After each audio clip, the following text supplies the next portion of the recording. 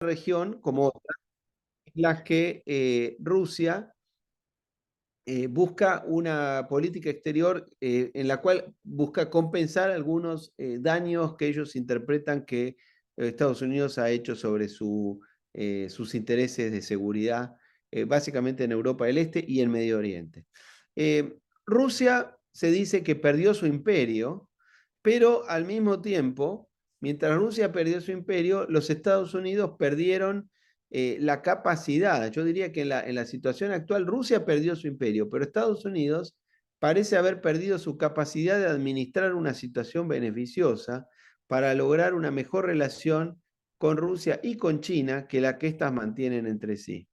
En ese sentido, lo que pasa en la influencia que Rusia y sobre todo China tiene en esta región del mundo, eh, revela que la política de los Estados Unidos de replegarse sobre sí mismo y de en algún punto de volver o de abandonar esa política intervencionista que habían tenido a principios de este siglo, sobre todo en el gobierno de Bush, terminó generando esta situación que provoca un deterioro a los intereses de largo plazo de Occidente.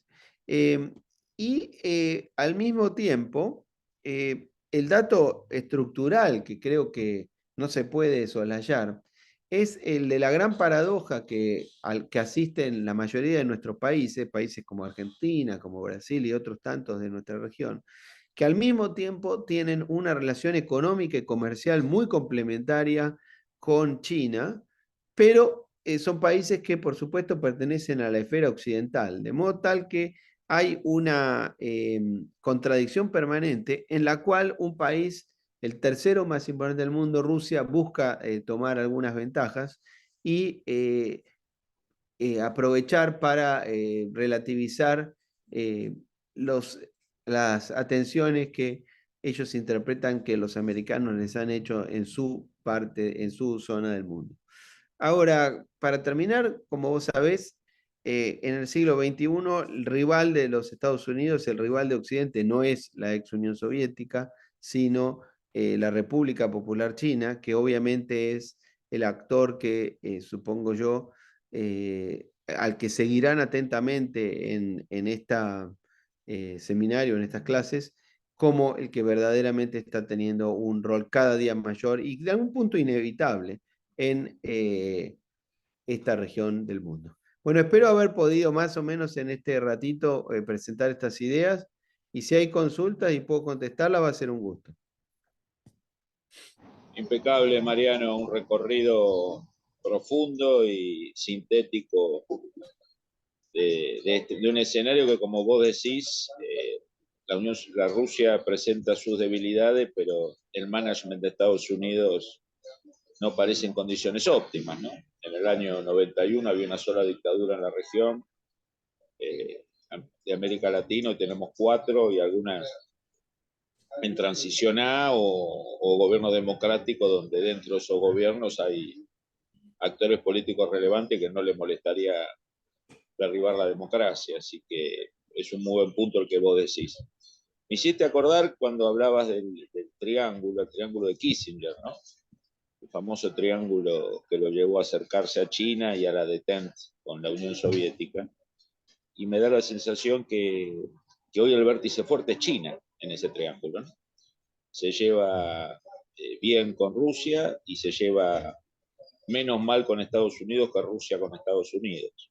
Creo que, a diferencia del principio de los 70, que el vértice fuerte era Estados Unidos, hoy el vértice fuerte es China, y creo que los gobiernos post-Biden de Estados Unidos van a tener que trabajar mucho para sacar a Rusia de actor subordinado a China. Me parece que sería una gran catástrofe estratégica que se transforme en una gran estación de servicio o en un gran supermercado del imperio chino. Además, como vos sabés, los rusos y los chinos históricamente no se quieren mucho, digamos, ¿no? Esto es un amor bastante forzado.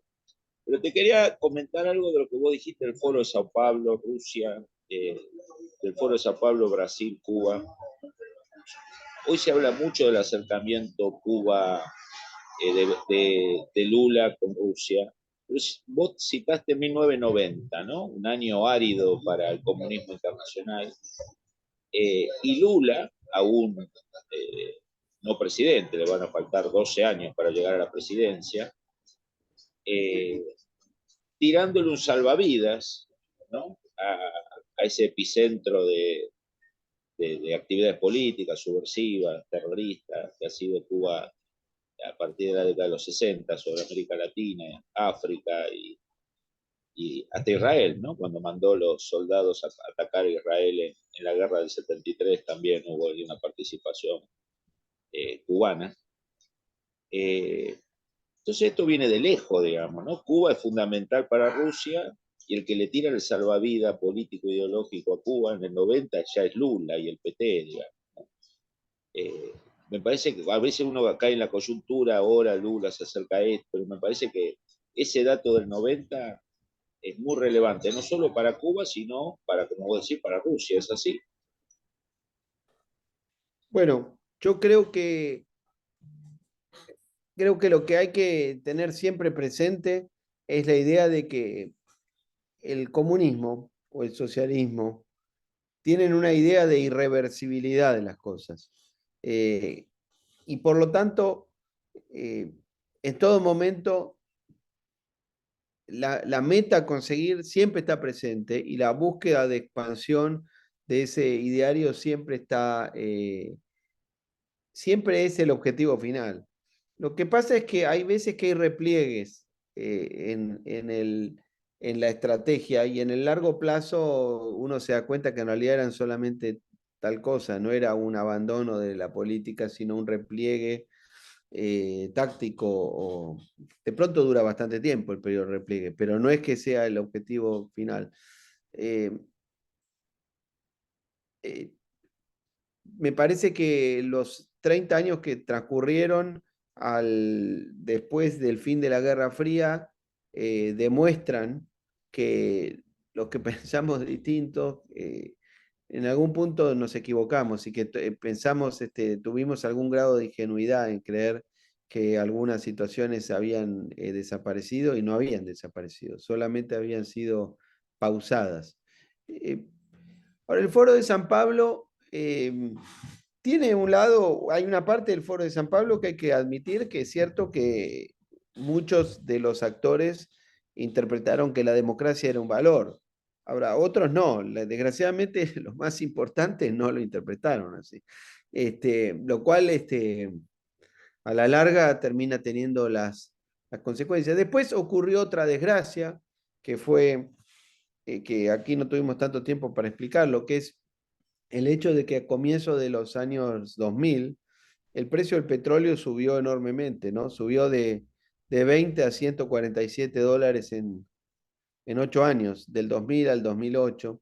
Eso permitió un aumento del flujo de divisas para Venezuela y por lo tanto, desde Venezuela los cubanos a través de la conquista y de ir tomando las estructuras del poder y de la decisión política venezolana, eh, terminaron sustituyendo por un lado la asistencia soviética, pero después ya directamente teniendo un país a disposición para hacer estas políticas, ¿no? Y también hay que reconocerlo al mismo tiempo, una falta de visión de los americanos, porque la verdad es que, por ejemplo, en los foros regionales, cuando uno ve la influencia enorme de Cuba de Cuba a través de Venezuela, pero fundamentalmente del diseño cubano, eh, en los países del Caribe, donde les asisten con petróleo barato y demás, bueno, para los americanos eso sería muy poco dinero, pero no lo han hecho. Entonces también bueno, hay que entender, no los estoy justificando, pero estoy explicando por qué a veces el comportamiento de gobiernos de pequeños países del Caribe que tienen esa actitud. Creo que eso también lo explica. Mariano, último comentario, porque sé que tenés un compromiso pronto. ¿Vos pensás que hay como un diagnóstico acertado de Brasil y de Rusia, o de Lula y de Rusia, o de Lula y de Putin, de ver un mundo muy multipolar, con grandes márgenes de maniobra. Porque hay una mitad de la biblioteca, o más de la mitad de la biblioteca, que ve más que todo un mundo bipolar, ¿no? Como que hay muchos animales poderosos en el zoológico, pero hay un solo King Kong y un solo Godzilla, ¿no? Después hay osos, hay tigres, hay pumas, ¿no? Pero hay dos que están fuera de la escala, ¿no? Que son de otra escala. Y yo creo que si el diagnóstico es desacertado, la diplomacia brasilera se va a meter en un serio problema. Porque si vos crees que estás en un mundo multipolar, con grandes márgenes de maniobra, que vos estás en el ranking de los 5 casi equivalentes, estilo 1815, ¿no? Congreso de Viena, Metternich. Y en realidad estás en un mundo bipolar. Los traspiés que te podés pegar son grandes, no sé cómo lo ves vos. Yo creo que en algunos planos coincido contigo, el mundo está adquiriendo las características de la bipolaridad. En otros no, en otros todavía no. Depende en qué plano, en el económico, en el militar, depende en el plano nuclear, depende en qué aspecto. Pero sí es cierto que en el plano estratégico hay una especie de G2, ¿no? Y después hay dos estructuras de poder que han quedado muy dependientes de las dos grandes, que son Europa ha quedado mucho más dependiente de los Estados Unidos después de este conflicto, ¿no? Y Rusia ha quedado más dependiente de China después de este conflicto, porque la guerra rusa-ucraniana, la guerra de Ucrania, lo que provocó es una ruptura del eje económico ruso-alemán y de la relación económica entre Rusia y Europa. Y por lo tanto obliga a Rusia a volverse aún más dependiente de China y y a Europa más dependiente de la seguridad norteamericana tiene una mayor dependencia. Creo que a la larga es negativo eso para el sistema internacional porque eso provoca una debilidad rusa y una dependencia y profundizar los instintos más primitivos de Rusia, que en rigor debería haber, las potencias occidentales deberían haber intentado tener una relación con Rusia, eh, aunque sea un mínimo entendimiento que no obliga a Rusia a depender tanto de China. A la larga creo que han beneficiado a China con esta política. Pero amén de los errores, por supuesto, cometidos por el gobierno ruso. Ahora, un país como Brasil, que es el país central en nuestra región, ¿no? Eh, sí, yo creo que Lula, vos conocés mejor que yo esto, pero Lula me da la impresión de que está muy, en esta vuelta al poder, está muy influenciado por Celso Amorín y otras influencias. Y bueno, Celso Amorín él lo ha escrito, ¿no? Y él lo ha dicho por todos lados. Creo que es bastante eh, transparente en ese sentido. Ellos tienen la visión de que Brasil puede jugar un rol muy importante, tal vez mayor al que su escala le permite, y van a insistir con eso, en toda la medida en que puedan buscarlo. Hay un punto, Brasil ha tenido un rol con Irán, y bueno, ahora con la situación de los BRICS, es un punto en el que a nosotros nos genera una situación muy incómoda y muy complicada, esa membresía al mismo tiempo que Irán. Eh, Coincido con vos en que tal vez hay una idealización de la idea de la multipolaridad, tal vez exagerada, y que en realidad si el mundo es cada día más bipolar y menos multipolar, se puedan terminar pagando costos muy altos por esa determinar muy vinculados a China, ¿no? Con la situación objetiva que hablábamos al final, de que todos estos países, Brasil, Argentina y otros países de la región, en plano de la realidad tienen la situación de que pertenecemos a Occidente, pertenecemos a la zona de seguridad de los Estados Unidos, pertenecemos al hemisferio occidental, pero nuestros principales socios comerciales son países no occidentales. Entonces, En el siglo XIX, un país como la Argentina tenía una política exterior bastante clara, que era una política económica complementaria con el país más importante del mundo, que era el Imperio Británico, y tenía una raíz cultural relativamente similar y una pertenencia a la misma cultura occidental. En el siglo XX, la Argentina, sobre todo la segunda mitad del siglo XX, tiene un escenario internacional mucho más complicado porque tiene un escenario ante un mundo bipolar, pero tiene un problema que es que la principal potencia del mundo tiene una economía competitiva con la Argentina.